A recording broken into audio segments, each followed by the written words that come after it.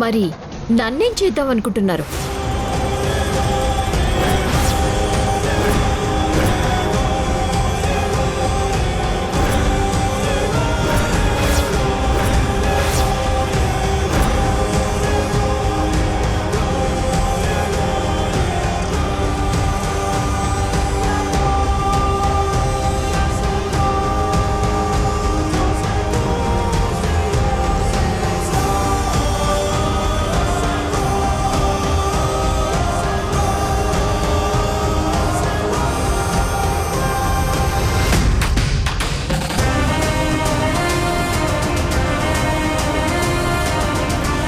నన్ను పిచ్చిదాన్ని చేసి పెళ్లి మాటలు కూడా జరిగిపోతున్నాయా?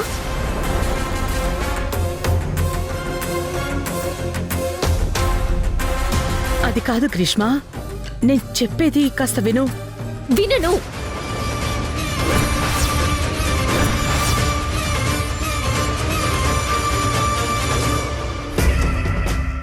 ఇప్పటి వరకు నన్ను నమ్మించింది చాలు. నన్ను ఒక గొర్రెని బలిచ్చినట్టు వాడుకున్నారు కదా. నిన్న కూడా నువ్వే నా కోడలు అన్నారు కదా. ఈ వసుంధరిని పంపేశారు. ఈలోపే ఏమైంది? గ్రీష్మ, ఈ పెళ్లి చేసుకున్నా నువ్వు సంతోషంగా ఉండలేవు. ఓహో, బోధి వృక్షం కింద కూర్చునొచ్చారా? ఇంత జ్ఞానోదయం ఎలా? నిన్నటి వరకు మీకు నా సంతోషం గుర్తుకు రాలేదా? నేను చూస్తూ ఊరుకుంటాను అనుకుంటున్నారా? వదల్లు. ఇక్కడున్న ఎవ్వరిని వదల్లు.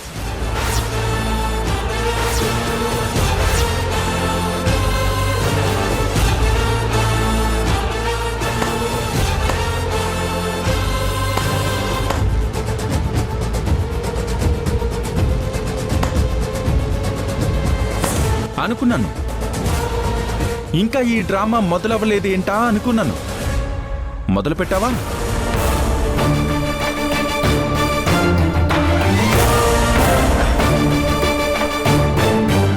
ఈరోజు నాకు తెలియాలి, ఇక్కడ ఎవరికైనా మా పెళ్లి చేసే ఉద్దేశం ఉందా?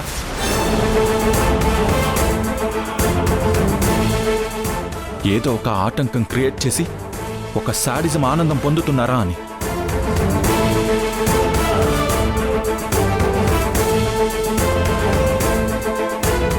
ఆవేశపడకు ధ్రువ, కొంచెం ఓపిక పట్టు. ధ్రువ, నోటికొచ్చినట్టు మాట్లాడకురా. లేదమ్మా,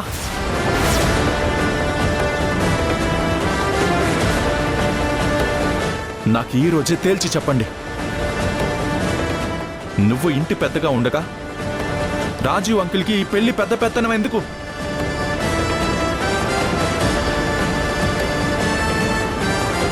నిన్ను నమ్మలేని వాళ్ళం ఆయన్ని నమ్ముతామా? నేను నమ్మను.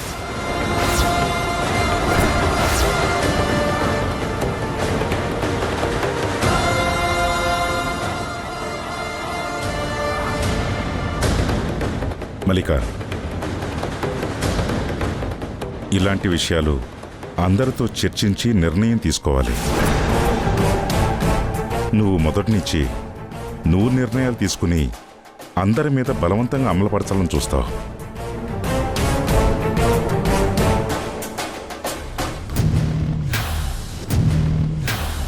నీ కొడుకు పెళ్లికి పెద్దగా వ్యవహరించాలని నాకు లేదు. ఇన్ఫ్యాక్ట్ తనని పెళ్లి చేసుకునే అమ్మాయి మీద నేను ఎప్పుడు జాలి పడతాను.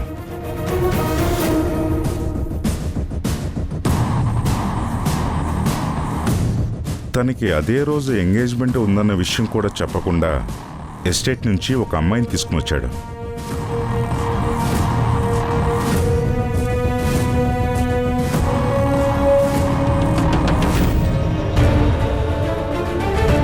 నమ్మి వచ్చిన ఈ అమ్మాయిని ఒంటరిదాన్ని చేయలేక ఒప్పుకున్నానే కానీ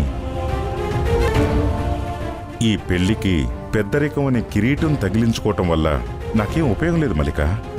మంచిది.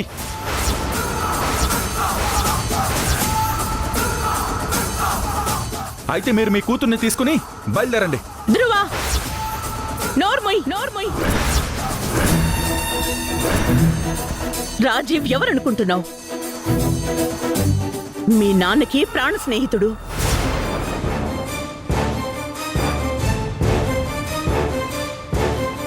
నీకిప్పుడు నించిన ఈ అందమైన భవనమే కనిపిస్తోంది, కానీ దానికి పునాదిలా నిలబడింది రాజీవ్.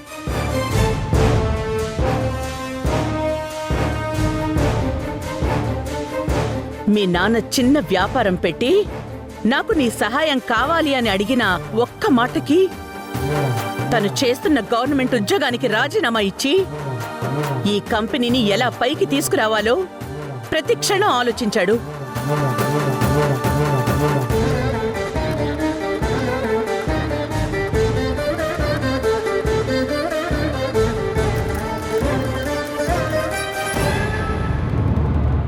ప్రతి విజయంలో పెద్ద పాత్ర పోషించాడు.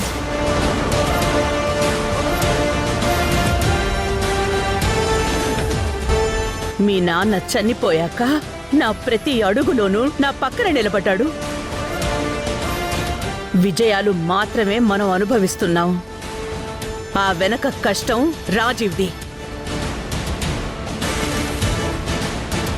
తను లేకపోతే ఈ పీపీ గ్రూప్ ఆఫ్ కంపెనీసే లేదు.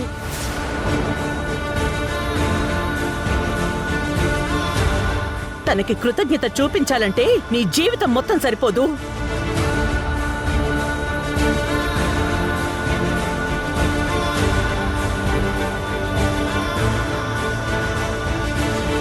మల్లిక, నీకు నా మీద ఉన్న అభిమానం నిజమైతే ఇకపై మీ ఇంటి వ్యవహారాల్లో నన్ను ఇన్వాల్వ్ చేయకు.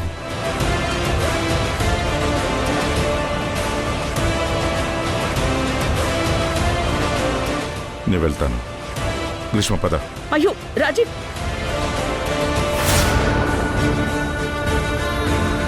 పద గ్రీష్మ.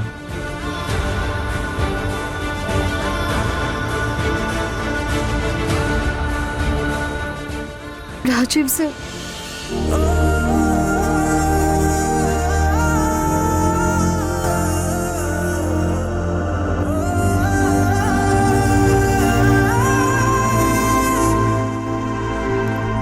నేను మీ కూతురు లాంటి దాన్నే అన్నారు. నన్ను ఇలా వదిలేసి వెళ్ళిపోతారా?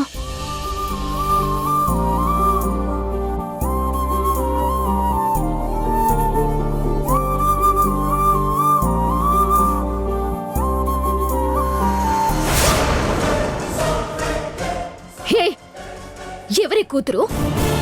ఆ? నా దగ్గర నుంచి అన్ని లాగేసుకుంటావా?